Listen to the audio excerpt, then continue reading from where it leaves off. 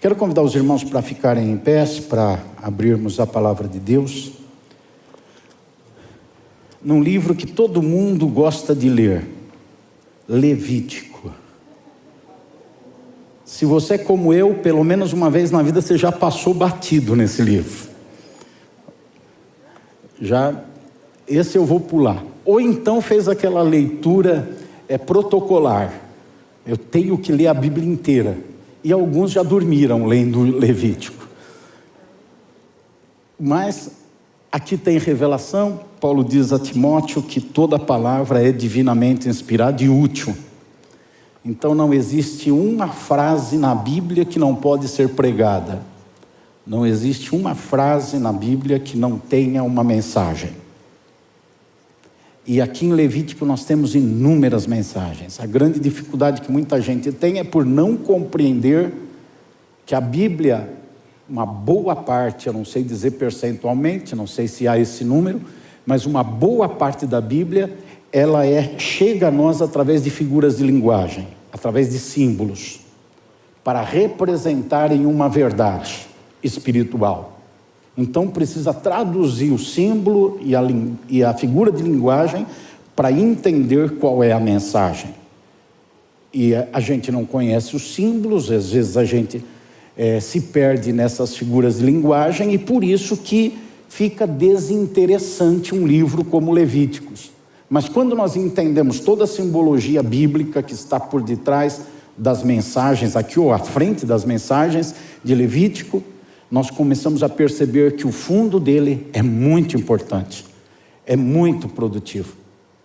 E eu quero ajudar vocês a entenderem algumas figuras de linguagem que estão aqui, alguns símbolos que estão aqui nos versículos que eu vou indicar para vocês, para entendermos uma verdade fundamental e central na Bíblia, o que Deus planejou para que nós pudéssemos ser salvos. Essa é a mensagem fundamental da Bíblia, e Levítico traz isso em grande proporção, e no texto específico dessa manhã, traz de uma maneira muito generosa para nós os detalhes desse plano de salvação que Deus tem para nós. As pessoas precisam saber que elas precisam ser salvas. Nós precisamos falar para elas que elas precisam ser salvas e explicar para elas o que é essa salvação. Essa semana eu falei para o meu dentista, é uma clínica, tem vários, já tinha falado com um, falei com outro, perguntei para ele, você é salvo? Ele olhou para mim como se eu estivesse perguntando se ele veio de Marte. Ele ficou assim, olhando sem entender nada, e eu pude perceber nos olhos dele que é um homem, deve ter uns 35, 40 anos, que nunca ninguém ventilou esse assunto com ele. Nunca ninguém trouxe para ele esse tipo de questionamento, porque ele não associou com nada. Quando eu perguntei, você é salvo? Ele ficou assim, e depois de alguns minutos, o pastor Daniel assim meio engasgado, ele disse, mas o que é isso? O que isso quer dizer? Eu pude apresentar em alguns minutos o plano da salvação para ele, mostrar Jesus como Salvador, e deixei ele pensando, é assim que eu faço, é assim que você deve fazer. Você deve questionar, apresentar Jesus e sai fora, vai comer pipoca e deixa o Espírito Santo e o cara conversarem. Porque já não é mais com a gente. Agora é o Espírito Santo. Isso é tão verdade, irmão. Eu sei que vocês estão em pé, já vão sentar. Se alguém estiver cansado ou doente, pode sentar. Isso é tão verdade que outro dia eu passei na padaria e eu falei para a caixa da padaria, você salva? Ela olhou para mim, ela já sabia alguma coisa disso, e eu apresentei em 1 minuto, enquanto ela passava o cartão de crédito, eu apresentei o plano da salvação para ela, e fui embora, faz uns 15 dias.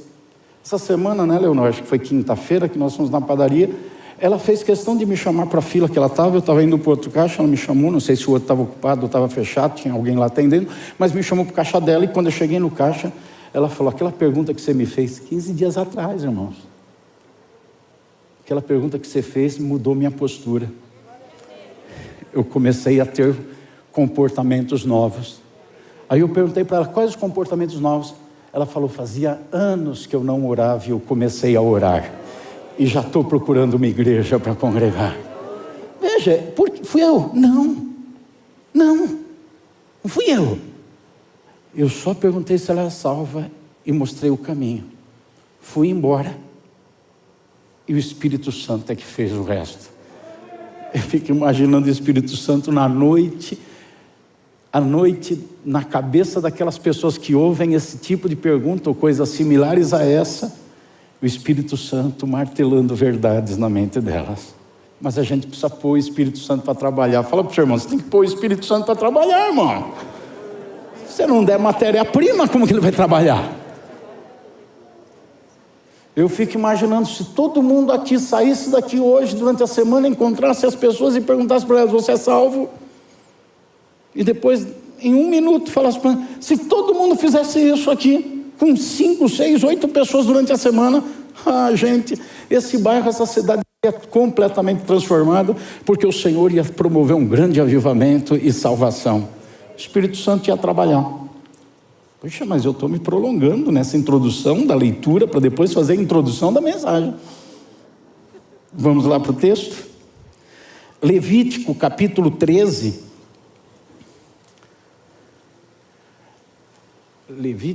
Eu estou vendo certo? Está de máscara ali? É o Marcel e a Sheila ali? Deus abençoe vocês. Levítico capítulo 13, os 3 primeiros versículos do texto. Diz assim a palavra de Deus: o Senhor disse a Moisés e a Arão: quando uma pessoa tiver na sua pele inchação, pústula ou mancha lustrosa, e isto se tornar na sua pele como praga de lepra, essa pessoa será levada a Arão, o sacerdote, ou a um de seus filhos, sacerdotes. O sacerdote examinará a praga na pele, e se os pelos na praga se tornaram brancos, e a praga parecer mais profunda do que a pele da sua carne, é praga de lepra. O sacerdote examinará a pessoa e a declarará impura. Amém? Entenderam tudo? Vamos conversar então. Antes vamos conversar com aquele que traz revelação para nós. Vamos orar.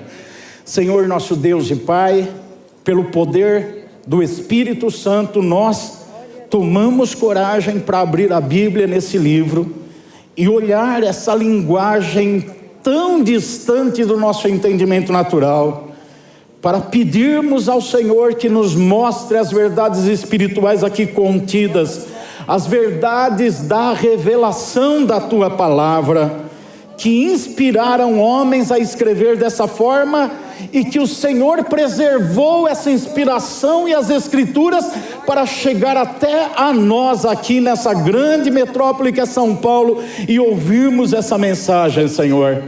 Nos dá a revelação dela. Não queremos instrução apenas, porque isso não é suficiente, nem informação apenas, mas queremos o poder da revelação da Tua Palavra, que mexa com a nossa vida, que nos leve a ter posturas e comportamentos diferenciados, Senhor. Nos ajude, mais do que a entender, mas a sentir e a viver o que o Senhor traz na inspiração das Escrituras para nós. Abençoa-nos, nós somos totalmente dependentes de Ti, Senhor. E é só pela luz do Espírito que podemos ligar um ponto ao outro nas Escrituras e entendê-la como um todo, Senhor.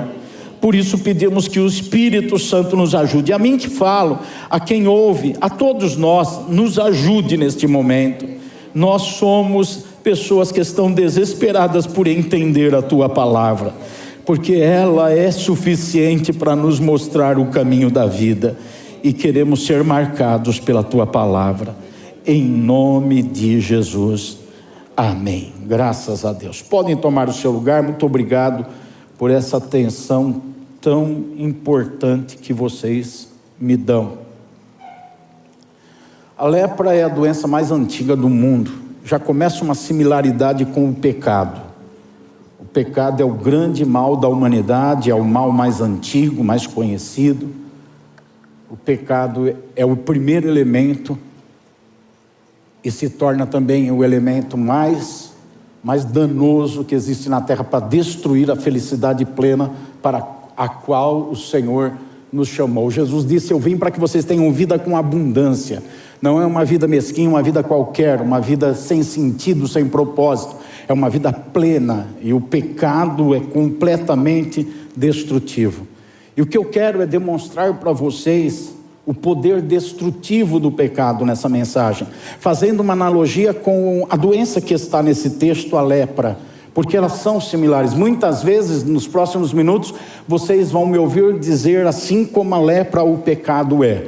Assim como a lepra faz, o pecado faz. A lepra faz no corpo, o pecado faz no todo, na integralidade humana, no ser da pessoa, no corpo, na alma, no espírito, nas emoções, em tudo que a pessoa é, o pecado age. A lepra é temporal, o pecado mata a pessoa de forma eterna. O pecado destrói por toda a vida, por toda a eternidade. Faz aqui viver uma vida ou de ilusão, de vaidade, uma suposta felicidade, mas destituída de sentido, ou faz viver uma vida mesquinha, miserável, destrutiva, que não vale a pena ser vivida. É por isso que muita gente se mata, porque encontra nessa vida algo sem significância e se mata. E é por isso que muitos estão depressivos, muitos estão amargurados, porque não veem sentido na vida e estão se matando também. A prazo, a longas prestações, mas estão se matando. É por isso que as pessoas se entregam às orgias, às bebedices, aos vícios. De que sentido tem alguém usar crack? Do que adianta usar cocaína? Qual é o valor de encher a cara num bar e ficar como uma pessoa largada, como eu via meu pai, jogado na sarjeta e cachorro lambendo a boca dele por causa da bebida alcoólica? Qual é o sentido desse tipo de vida? É por isso que pessoas se entregam a essas situações destrutivas, porque o pecado faz elas entenderem a vida sem propósito, faz elas entenderem a vida sem sentido. A vida é uma grande vaidade, é uma grande ilusão, e estão buscando encher um oco interior, um vazio interior que o pecado causou por causa do vácuo gerado na vida da pessoa pela inexistência de Deus para ela. Porque nós somos criados à imagem e semelhança de Deus. Perdemos isso, perdemos o sentido da vida, perdemos a razão de viver, perdemos o DNA, perdemos o propósito da nossa existência. E quem vive sem propósito de existência não vive, vegeta, apenas passa por aqui e está vivendo uma vida danosa. Então o pecado é tudo isso. A lepra representava naquela época, uma época muito mais difícil do que a nossa, e a lepra era uma das doenças mais conhecidas naquela época, catalogada no Império Egípcio como a principal doença da época, e depois isso passando para os judeus, e era uma coisa terrível. A época era extremamente destrutiva, causava muitos males, como o pecado. Então nós encontramos nesse texto a lepra, jogando-nos ao entendimento do que é o pecado, impulsionando-nos à compreensão do malefício que o pecado faz. Ela é contagiosa, a lepra, o pecado também. Ela é incurável, o pecado também no sentido humano e natural. Não existem filosofias, religiões, não existem terapias que curam o pecado. Por isso que muitas pessoas correm de um lado para outro buscando autoajuda, leem muitos livros nessa linha, buscam na ciência, buscam no conhecimento, buscam nas terapias soluções para os seus conflitos, e algumas vezes tem uma amenização, mas não acabam com a dor, porque a dor mesmo é causada pelo pecado, e não existe tratamento humano para pecado. Não há ninguém que possa resolver a situação do pecado na sua vida ou na vida de outra pessoa. Por mais que queiramos ajudar pessoas a se desvencilhar de pecados, ninguém consegue ajudar outro a se desvencilhar de pecado, e ninguém consegue por si mesmo se desvencilhar de pecado. A lepra era incurável. O pecado aos olhos humanos, científicos, também é incurável, não tem solução. A lepra, quando chegava num estágio avançado dela, era mortal, matava a pessoa. O pecado também mata espiritualmente a pessoa, e mata fisicamente. Adão e Eva, eles tinham uma vida plena, e era uma vida física e era uma vida espiritual. Eles não foram criados para a morte. Diga para o seu irmão: você não foi criado para morrer. O pecado, quando entrou na vida deles, estabeleceu morte. Estabeleceu morte física. Agora eles não viveriam para sempre no Éden, que era o lugar de vida eterna. Eles viveriam fora do Éden, ou seja, fora da possibilidade da vida eterna, do lugar da vida eterna. Eles estavam longe agora da árvore da vida que estava lá, que podiam comer livremente. Quem comia da árvore da vida tinha vida eterna, graças a Deus por nosso Senhor e Salvador Jesus Cristo, que disse: eu sou o pão da vida, eu sou a água da vida. Ele é o nosso alimento que nos dá acesso para a vida eterna hoje. Eles foram afastados da vida física e foram afastados da presença de Deus, que todo dia estava lá. Pecado mata também assim, mata fisicamente. Tanta gente morrendo fora de hora. Tem hora certa para morrer? Lógico que tem. Tem a hora que Deus programou. Todo mundo um dia vai embora, e todos os nossos dias estão contados pelo Senhor. Ele está definindo, Ele definiu, aliás, os nossos dias. É por isso que em toda essa pandemia eu não tive medo um dia sequer, porque o Senhor definiu todos os meus dias de vida. E se eu ando na presença dEle, não é pandemia, não é praga, não é doença, não é bala perdida, não é ninguém e nada e nenhuma situação que me mata antes da hora. Eu não vou morrer, eu vou ser promovido para a glória de Deus no dia que Deus estabeleceu essa graduação para a minha vida. E é isso que acontece. Todos têm o seu dia e a sua hora de morrer, todos vão morrer, mas tem tanta gente morrendo fora de hora. Tem tanta gente dando cabo na sua vida. Meu pai, como eu já disse para vocês, morreu com 51 anos. Eu já estou 9 no lucro dele. Morreu com 50, não viu os netos, não viu as noras, as filhas, os filhos desenvolverem a vida, não viu nada praticamente. Gente que morre fora de hora por causa do pecado. Tem gente se matando por causa do pecado. Quanta gente morrendo de doenças porque não se alimenta bem, não cuida bem da sua vida, está se matando.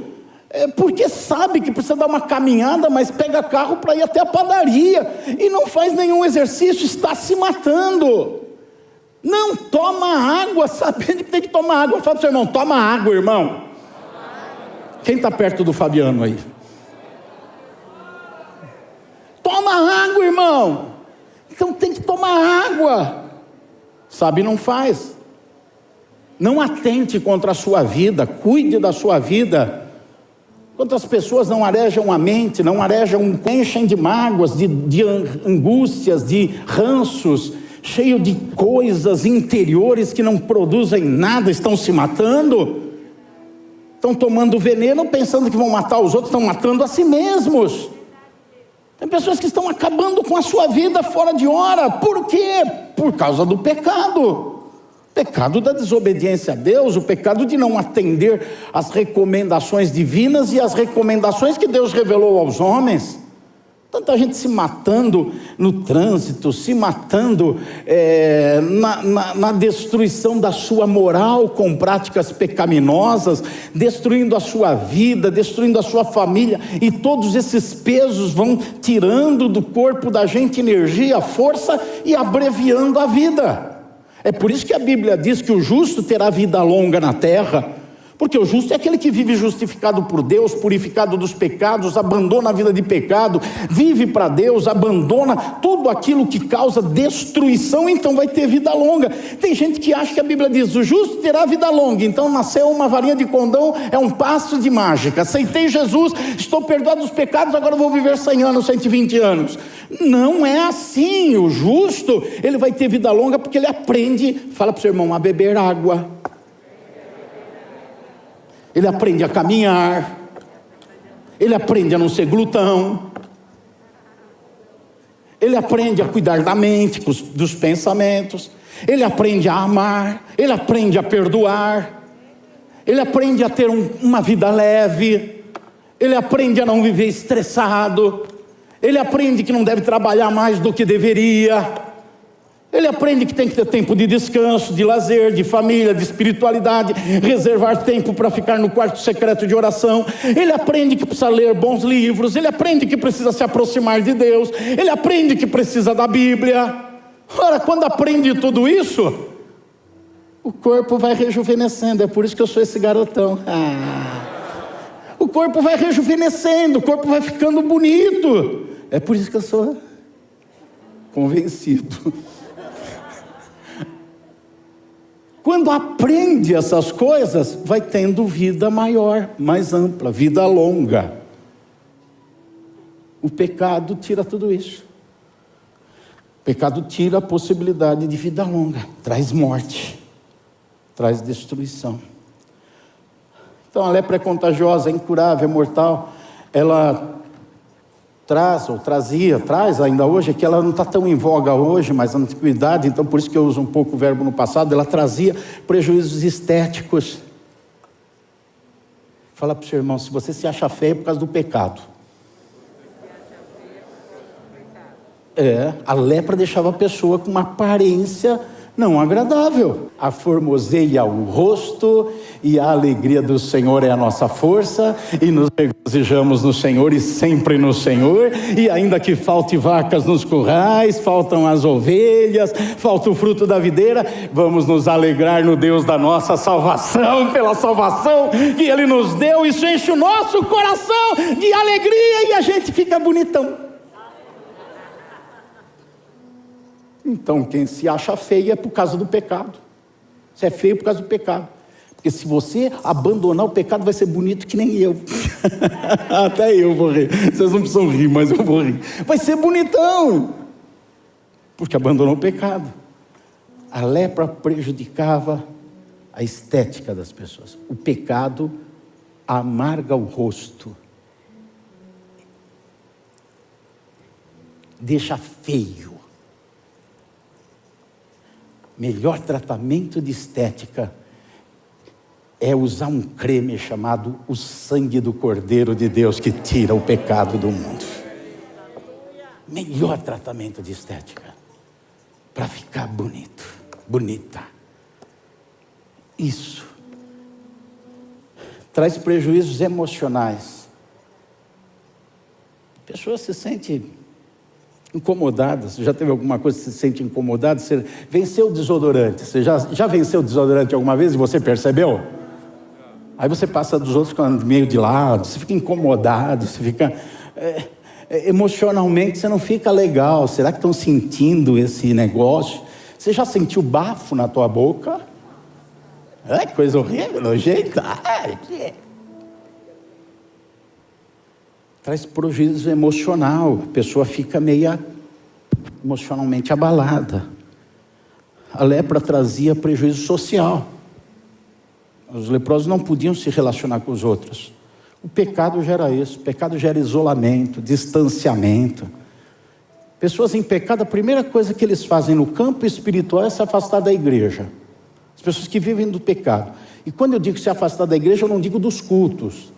Eu digo da essência da igreja, do ministério, da vida corporativa, do corpo, da vida de relacionamento, da vida próxima das pessoas. Tem que viver escondidos, não querem que ninguém o conheça muito bem, se aproxime, porque está em pecado, e o pecado gera falta de sociabilidade. Assim como a lepra, o leproso tinha que viver isolado, tinha até lugares para o leproso ficar. Ele não podia estar no convívio, sentar na mesa da família, ele não podia andar com os amigos, ele tinha que viver isolado. O pecado leva a pessoa para o isolamento, para o distanciamento, para não se envolver com outras pessoas, dentro da família, na igreja, e nos lugares que está, a não ser no lugar dos leprosos. Porque o leproso só ficava à vontade num lugar, no lugar dos leprosos. Os pecadores só ficam à vontade num lugar, no lugar dos pecadores. Na roda dos escarnecedores eles riem à vontade. Nas festas profanas eles estão em casa. Porque eles são pecadores. Eles são leprosos. Os leprosos ficavam à vontade no leprosário. Ficavam à vontade lá. Tem pessoas que na vida da comunidade da igreja não ficam à vontade, é retraída, é tímida, E depois, mas tem outros ambientes que são pessoas muito soltas, alegres, extrovertidas. Leproso só fica à vontade no leprosário. É assim que acontece. Para ficar à vontade no lugar santo, precisa ser santo. Aí vai se sentir em casa. Aí vai se sentir à vontade. A Bíblia aponta que a lepra era uma forma de Deus punir o pecado. Nem sempre, mas em muitas ocasiões a lepra era usada como uma maneira de Deus reprovar uma pessoa. A gente vê isso, e principalmente, não no ímpio, mas no crente. Deixa eu falar 2 crentes para vocês do Antigo Testamento que ficaram leprosos: Miriam e Uzias. Miriam era ministra de louvor, viu, Thalita, na igreja de Moisés. Miriam era ministra de louvor na igreja de Moisés. E teve um dia que Miriam achou, quem Moisés está pensando que é? E foi lá dar uma dura em Moisés, porque Moisés fez até alguma coisa que não devia ter feito, mas ela foi lá achando que era bamamã, e foi lá. E o que Deus falou? Por causa disso, Deus falou, vem cá na minha tenda para ter um encontro comigo. Chamou Moisés, Arão e Miriam, e falou, porque Miriam agiu dessa forma com rebeldia, então ela vai ficar leprosa. E na mesma hora ela ficou leprosa. Então a lepra era uma identificação do desagrado de Deus na vida da pessoa. Uzias foi um rei muito importante. Segundo Crônicas, no capítulo número 26, versículo 16 e 19, diz que Uzias se tornou poderoso, e foi mesmo. Ele criou um processo de irrigação em Israel, ele formou um exército poderoso em Israel, ele protegeu a cidade, ele trouxe prosperidade pelo cultivo da terra, ele trouxe prosperidade na economia de Israel, gerou em Israel uma situação de país de primeiro mundo, do G7, e Israel ficou assim grande, e ele se sentiu poderoso, e aí meteu os pés pelas mãos, por causa do seu suposto poder. Ele ficou orgulhoso, achou que podia fazer o que não devia, que ele se justificava com tudo que ele já tinha feito, e por causa disso ele ficou leproso. Deus trouxe lepra para a vida dele. Então é uma forma de identificação daquilo que é errado. Agora vamos olhar no texto para entendermos mais algumas figuras aqui nesse texto. Primeira coisa que me chamou a atenção nesse texto é que traz a identificação da lepra. Como é que as pessoas ficavam sabendo que fulano de tal estava leproso? Há 4 elementos figurativos aqui que mostram como que nós sabemos que uma pessoa está vivendo uma vida de pecado. Felizes são aqueles que conseguem enxergar isso em si mesmos, quando necessário, para poderem se arrepender e mudar o comportamento, mas infelizmente muita gente não consegue enxergar em si mesmo. Mas enxergar nos outros é mais fácil, e é mesmo mais fácil. Nós vamos buscar a identificação nos símbolos aqui apresentados. Aqui fala de inchação, de pústula, de mancha lustrosa e de pelos brancos.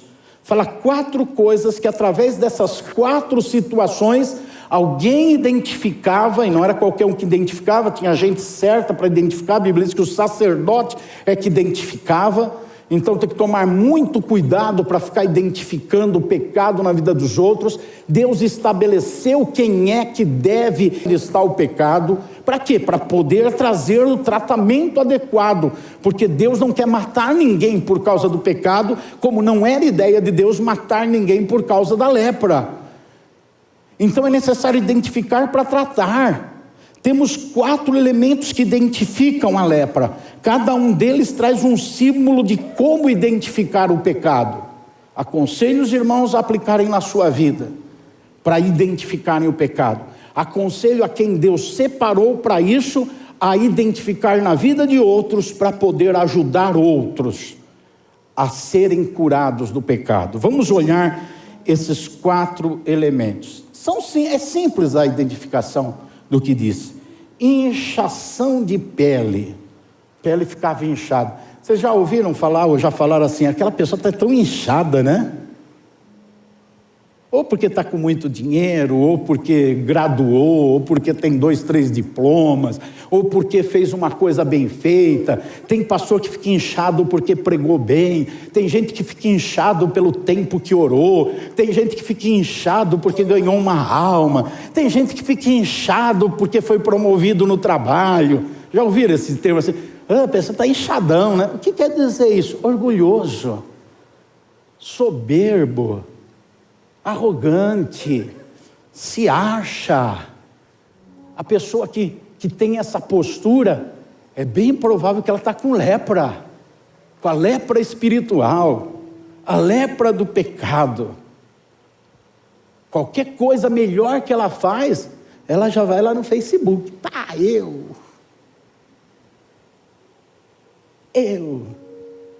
Uma das mensagens que mais teve curtida na minha vida foi quando eu confessei pecado nas redes sociais.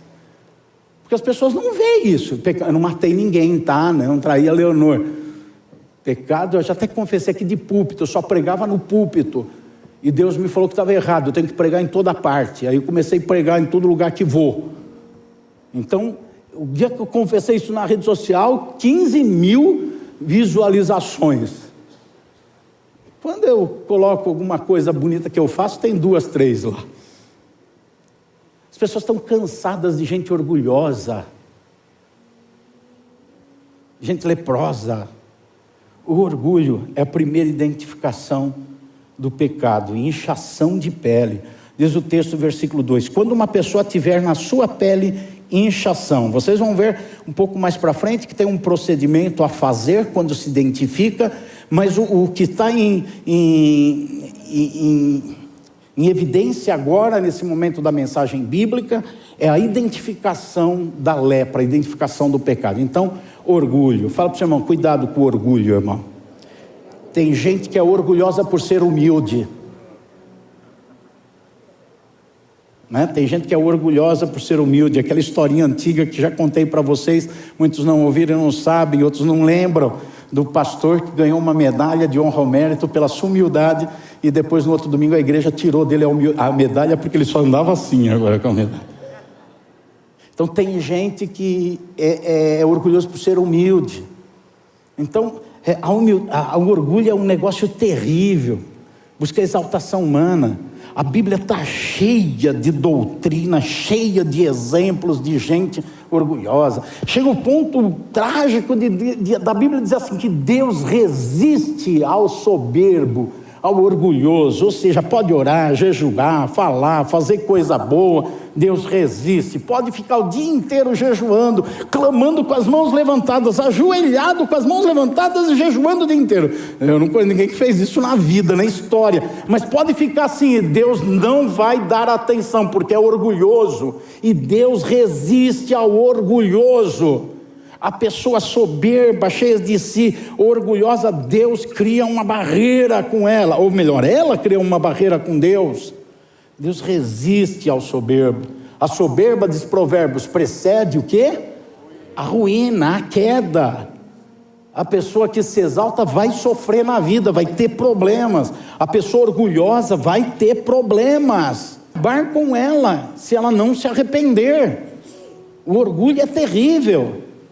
O que tirou Adão e Eva do paraíso? Em termos geral, e é verdade, o pecado. Mas esse pecado traz o que no seu bojo? Orgulho. Satanás chegou em Eva e disse para ela: se comer do fruto você vai ser igual a Deus.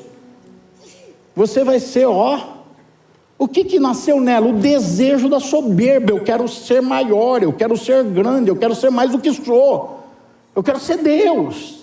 É o orgulho. O que fez Lúcifer, o querubim, cair da posição de honra que tinha? A soberba. Achou-se orgulho no seu coração, achou-se soberba no seu coração. Uzias, que eu já falei. Naamã, por que Naamã teve uma resistência a ir tomar o banho lá 7 vezes no Rio Jordão? Por causa de orgulho. na minha posição, vou me humilhar. Quanta gente vem a um templo e não é salvo, ouve uma mensagem, é tocado, entende que é pecador, precisa de Jesus, senão vai para o inferno. Eu faço o apelo no final e não sai do seu lugar. Por quê? Orgulho. O pessoal vai me ver, vou me expor, eu não gosto de aparecer, eu sou tímido nada, é orgulhoso, não se expõe. Quantos crentes recebem uma palavra de Deus que fala fundo no coração deles e eles ficam na moita? Fala para o seu irmão assim: sai da moita, irmão, não entra na moita. Moita é perigosa, passa cachorrinho lá na moita e só Deus sabe o que ele faz. Sai da moita. Quantos crentes que ouvem uma mensagem que Deus preparou para ele, mas fica na moita? Por quê? Orgulho. O orgulho, e não se mexe por causa do orgulho. Não tem postura por causa do quê? Do orgulho. Não muda por causa do quê? Do orgulho. O orgulho é extremamente destrutivo. Naamã, ele, graças a Deus, nós temos na história de Naamã uma verdade: não precisa ser assim. Mesmo aquele general orgulhoso acabou pelo conselho dos outros, aceitando o conselho e quebrando o orgulho. Então é possível quebrar o orgulho. O orgulho não é intrínseco na vida de uma pessoa, não vai estar sempre lá. Ninguém nasceu orgulhoso, não tinha noção de feitos quando nasceu, então não era orgulhoso quando nasceu. Ninguém nasceu se sentindo grande. Pode ter nascido egoísta, querendo as coisas, mas não se sentindo grande, não orgulhoso. Então dá para se livrar do orgulho. O orgulho faz parte da natureza humana. Conta-se na história de um determinado missionário, Marcus Winton, não é um muito conhecido, eu não sei se é esse nome, mas conta-se na história que esse missionário descobriu uma tribo de índios selvagens que nunca tinham sido alcançados, nunca tinham ouvido do evangelho, e ele conseguiu conviver com esses índios. E quando ele estava convivendo com esses índios, ele foi falar de Jesus e disse para os índios que eles eram pecadores e precisavam de Jesus para serem perdoados dos seus pecados. E os índios tiveram uma reação imediata. A reação foi o seguinte: pare, fala que nós somos bravos e guerreiros, não fique falando essas coisas para nós. Nunca tinham ouvido sobre religião e sobre Deus, sobre o evangelho e sobre Jesus. Mas por que tiveram essa reação? Porque é a mesma reação do engravatado da Avenida Paulista, é a mesma reação das pessoas nas comunidades que estão vivendo com dificuldades na vida e com as pessoas que estão na segunda, terceira graduação de um curso superior. É a mesma reação. Não me provoque. É a reação que a maioria dos crentes tem de procurarem uma igreja confortável, uma igreja que eles se sentem, ouçam coisas boas, que lhes agrade, que faça eles saírem dali acreditando: como Deus me ama e cuida de mim, não vou ter mais nunca problemas na minha vida. E não querem ouvir que precisam se arrepender dos seus pecados e viverem com Jesus Cristo para terem direito à vida eterna, senão vão queimar no fogo do inferno. Aliás, é fora de meia moda falar isso, que vai queimar no fogo do inferno, porque não pode evangelizar metendo medo nas pessoas. Mas se elas não tiverem medo de ir para o inferno, elas vão sem medo para o inferno. E muitos não querem ouvir isso, então estão procurando aquela igreja light. Muitos até só delivery querem a igreja, por causa do mesmo orgulho que estava lá nos índios, que está lá na Avenida Paulista, que está na comunidade, que está dentro da Harvard, nos Estados Unidos. O mesmo orgulho. O ser humano tem essa tendência. E aí é identificado o pecado, inchação de pele. A outra coisa é pústula. Diz aqui: quando uma pessoa tiver na sua pele pústula, é a segunda identificação do pecado, da lepra. Como que a gente aplica isso? Pústula é pus. E o pus no dicionário é uma expressão exterior de uma inflamação interior.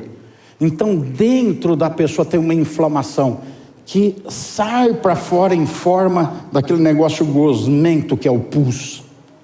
Então quando tiver pus é identificada a lepra. A lepra é uma bactéria que entra no organismo e contagia de forma geral o organismo da pessoa. Ela é interna e depois se mostra externamente. E pode demorar até muito tempo para se manifestar. A pessoa pode ter a lepra incubada dentro dela durante anos até vir a se manifestar. É assim que é o pecado. O pecado é uma inflamação interior, um coração contaminado, uma mente contaminada, suja, fora dos padrões de Deus, que em algum momento vai se manifestar. Puxa, nunca imaginei que aquele irmão adulterou. Eu soube ontem à noite que ele adulterou na semana passada. Ele não adulterou na semana passada, ele adulterou há anos atrás, há meses atrás. Por quê? Porque aquela inflamação estava lá escondida. É isso que Jesus disse: se alguém olhar para uma mulher, ele está dizendo num verbo gerúndio, se alguém ficar olhando para uma mulher, já adulterou no coração. Ou seja, constrói no interior um adultério que pode se manifestar anos depois na vida da pessoa. É isso que Jesus está dizendo. Não é a olhadela que você está distraído, meu Deus, ai Jesus, não, é a olhadela contínua, fixa. Por quê? Porque inflama interiormente, que contamina. Não é aquilo, é aquilo que sai do coração. Então entrou no coração aquilo, vai sair para fora como pus. Então o pecado, ele é como o pus, que mostra a inflamação interior. Outra coisa que fala aqui, a terceira, é mancha lustrosa. A mancha lustrosa, essa é a parte que identificava a lepra. Ficava brilhante, aquela mancha no corpo, é a parte mais visível da lepra. O pus ficava ali, podia aparecer, mas não era brilhoso. Agora essa mancha lustrosa fazia com que a deformação no corpo da pessoa aparecesse. O que eu entendo como aquilo que é uma mancha lustrosa em relação ao pecado? São as emoções danificadas.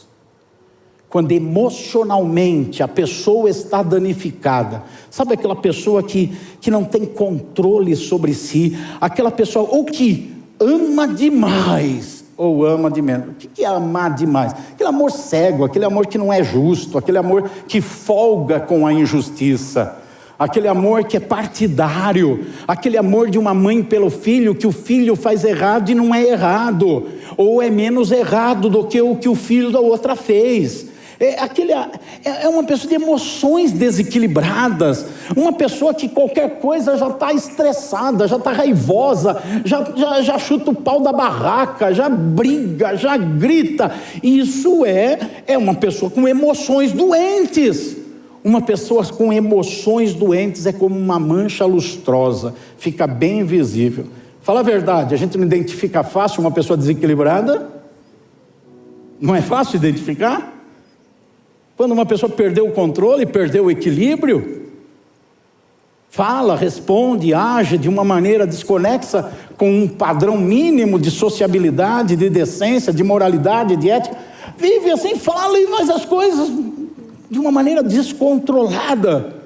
É a mancha lustrosa, emoções descontroladas.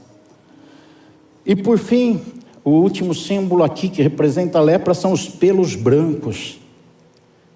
Diz o texto no versículo 3, o sacerdote examinará a praga da lepra na pessoa, e se os pelos na praga se tornaram brancos, aí continua dizendo, é lepra. Perceba que está fora dos três primeiros. Poderia o texto estar assim no versículo 2, inchação, pústula, mancha lustrosa e pelos brancos, não é? Mas não está. Estão separados esses elementos. Os pelos brancos era a visualização final, a identificação final de que realmente é lepra. Aquilo é lepra. Então a pessoa está com a pele deformada por uma inchação, ela está com a pele lustrosa, manchada por causa da própria lepra e ela está purulenta, está com pus. Então vamos fazer a prova final, leva para o sacerdote vai avaliar os pelos da pessoa, e os pelos ficaram brancos. O que isso significa em relação ao pecado, os pelos brancos? Normalmente os pelos vão ficando brancos quando a pessoa vai envelhecendo. É mesmo, Paulo? Os pelos vão ficando brancos quando a pessoa vai envelhecendo. E quando a pessoa vai envelhecendo, ela vai perdendo força. Chega uma época na vida que não se repõe mais os neurônios. Eles vão morrendo. Não se repõe mais... agora já me desculpem, eu não pesquisei, não tenho anotado, mas não se recompõe mais as células. Elas vão morrendo. Chega uma época na vida, como a Leonor costuma dizer, que começa a descer a ladeira. Sobe até um ponto, dá uma olhada de cima e depois começa a descer. Então, os pelos brancos representam gente que está descendo a ladeira. Alguns descem de elevador bem rápido. Outros vão mais devagar. E isso tudo representa o quê? Perda de força, de energia. Quando a pessoa começa a perder a disposição da espiritualidade, o pecado está lá. Aquela pessoa já não tem mais o vigor espiritual. A igreja de Éfeso, lá no Apocalipse, ela é denunciada como uma igreja que perdeu o primeiro amor. É uma igreja de pelo branco. É uma igreja que já está mofada, já está sem vontade, já está sem disposição espiritual. É aquela pessoa, ela começa a perder a disposição dos cultos, da igreja, da oração, do louvor, do serviço no reino, no ministério, da edificação dos outros, da evangelização. Ela começa a perder a força para isso. Ela já não tem mais ímpeto, ela não tem vontade. Ela vai se acomodando, está ficando velho. Os pelos brancos. Está ficando velho espiritualmente. Está se afastando de Deus. Está perdendo a disposição espiritual. Os pelos brancos, lepra. O sacerdote ia olhar isso. Todo mundo via a inchação, a pústula e a mancha lustrosa. Mas na hora de identificar a lepra de verdade, ia para o pelo branco. Perdeu a tonicidade espiritual. Perdeu o vigor espiritual. Perdeu o ímpeto espiritual. A disposição. O versículo 3, ele diz que depois que o sacerdote confirmasse que era lepra por causa do pelo branco,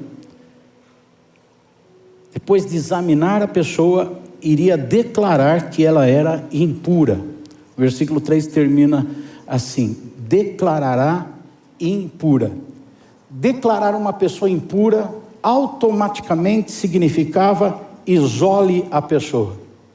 Quando o sacerdote olhava e falava, realmente é lepra, ela está impura, todo mundo se afastava dela e ela tinha vergonha de ficar no meio dos outros. Era levada para um lugar de isolamento e ficava distante de todo mundo, porque agora ela era impura. O pecado faz exatamente isso. O ímpio não permanecerá na congregação dos justos, diz a palavra. Ele não consegue se adequar. Ele começa a ficar inquieto, ele começa a ficar desconfortável. E não é só ele, as próprias também ficam desconfortáveis. É assim com a lepra. Em alguns casos, no passado, em algumas culturas, a pessoa tinha que andar gritando, sou leproso, para que as pessoas fugissem dela, se afastassem dela, porque era contagioso, era mortal, fedia, fazia mal.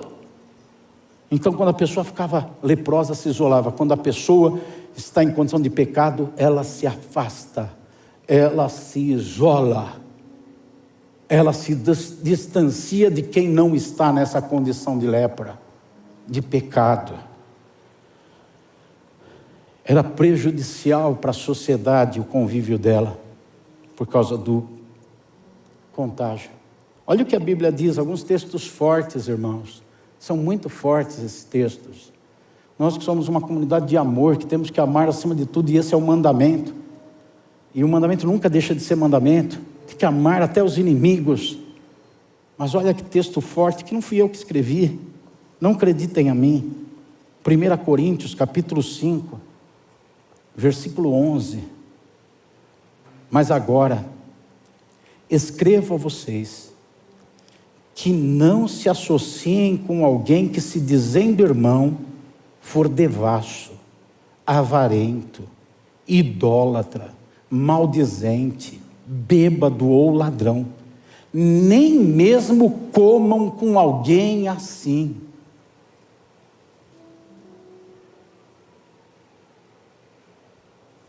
Muito forte isso. Vocês pegaram a gravidade do texto dentro de um contexto de amor que a igreja tem que ter, dentro de um contexto de unidade, de aceitação, que a igreja precisa viver isso, mas dentro desse contexto, sem destruir o contexto, tem uma palavra firme que diz: nem coma com essa pessoa, não convide para o churrasco, não vá na festa, não almoce com ela, por causa da lepra, porque é contagioso, contamina, mata outras pessoas. Mesmo Paulo, Romanos 16, versículo 17,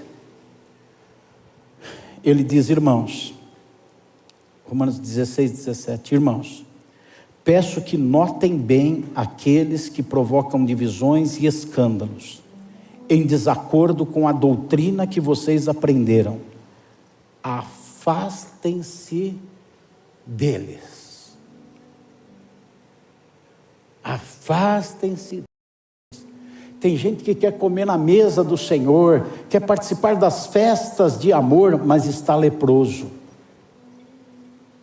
Não pode. Não pode. Paulo chega a dizer: banqueteiam-se com vocês, mas são nódoas, são manchas, são árvores que em plena é Pedro que diz, em plena estação de dar fruto, são improdutivos, infrutíferos. Se afastem. É assim como a lepra afastava as pessoas de Deus, o pecado também afasta. Olha lá o que está em Isaías 59, 2. Mas a iniquidade de vocês fazem separação entre vocês e o seu Deus, e os pecados que vocês cometem o levam a esconder o seu rosto de vocês, para não ouvir os seus pedidos. Pecado afasta socialmente das pessoas, da comunidade de salvos, e afasta de Deus. Que lepra terrível que é o pecado, que é a vida no pecado. E tem gente brincando com isso. Tem gente achando que não tem problema, não tem nada a ver. Tem práticas definidas nas Escrituras Sagradas como pecado, e pecado que mata. Mas estão brincando, dizendo: não tem nada a ver, não tem nada. Estão brincando com isso, estão brincando com a lepra. Ah, irmãos, o que fazer com um leproso? O que fazer com um pecador? O que fazer com um leproso? E a pergunta para nós hoje é: o que fazer com o pecador? O texto dá a resposta no versículo 2. Essa pessoa será levada ao sacerdote. É isso que se faz com o pecador. Leva ele para o sacerdote. Por favor, não traga um monte de pecadores para mim. Eu não sou o sacerdote. Eu sou auxiliar dele. Eu sou servo dele. Eu sou empregado dele. E quando Jesus ressuscitou, o véu do templo rasgou e o acesso foi direto para ele.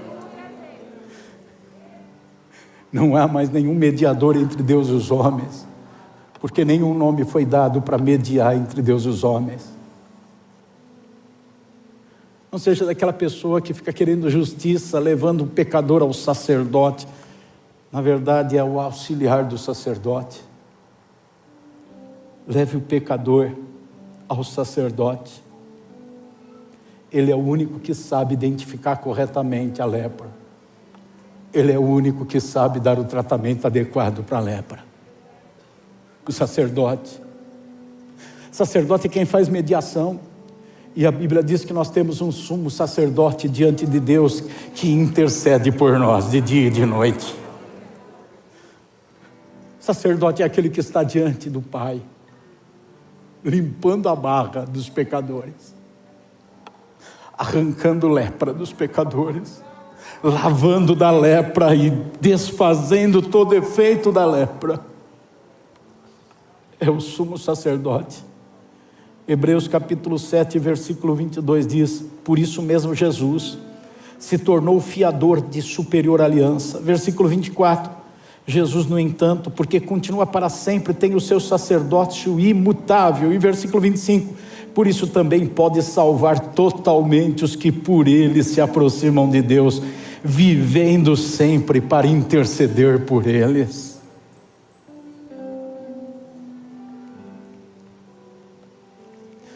Sabe o que me encanta, que me deixa abobalhado diante da presença do Senhor em admiração? Aqui começa a dizer, vivendo sempre para interceder por eles. Mas tem um leproso lá no capítulo 8 de Mateus. Tem um leproso que se aproximou de Jesus. Você precisa se aproximar de Jesus. O pecador precisa vir a Jesus, se aproximar a Jesus. Por isso que eu vou te convidar para recebê-lo como seu Salvador e para se entregar para Ele nessa manhã. Vá pensando nisso, precisa vir a Ele. Aquele leproso se aproximou e o adorou. Adorar é entregar. Se aproximar para entregar, adorar é dar a vida, é se entregar para Ele. É assim que o pecado vai ser tratado, se entregando para Ele. E disse: se tu quiser, tu pode me limpar, pode me purificar. O que me impressiona, e eu disse que me deixa abobalhado, é que Jesus disse: quero. Jesus quer. Jesus quer te dar uma nova vida. Jesus quer limpar toda a lepra, tirar todo o pecado, apagar as acusações, as condenações. Ele quer, e segundo o que eu li em Hebreus, Ele quer sempre, Ele vive para isso. Ele quer. Alguém pode estar nesse momento pensando: mas o que eu fiz? Outro dia eu estava no shopping, eu perguntei para um vendedor: você é salvo? E o vendedor começou a conversar comigo, 29 anos, terceiro casamento. Talvez pessoas como aquele vendedor podem estar pensando assim: mas eu já fiz tanta coisa, eu tenho feito, eu já era crente, eu fiz tanta coisa errada, ou então eu não conhecia nada, eu fiz tanta coisa que não devia, minha vida hoje está cheia de marcas, está cheia de coisas. Mas isso não invalida a palavra de Jesus: eu quero. Não existe pecado ou culpa maior do que o seu amor. E Ele continua dizendo: eu quero. E olha o que eu tenho para dizer para você. Eu só vou repetir o que o apóstolo João escreveu no capítulo 6, versículo 37 do Evangelho. Ele disse, palavras de Jesus: aquele que vier a mim, de maneira nenhuma eu lançarei fora. Quando você sair do seu lugar, se você fizer isso e chegar aqui, e eu pôr as mãos sobre você e farei individualmente isso e orar por você, a partir daquele momento você sai daqui lavado pelo sangue do Cordeiro de Deus, que tira o pecado da tua vida. Sai limpo do pecado, uma nova criatura. Eu vou te convidar a fazer isso agora. Toda a igreja fique em pé.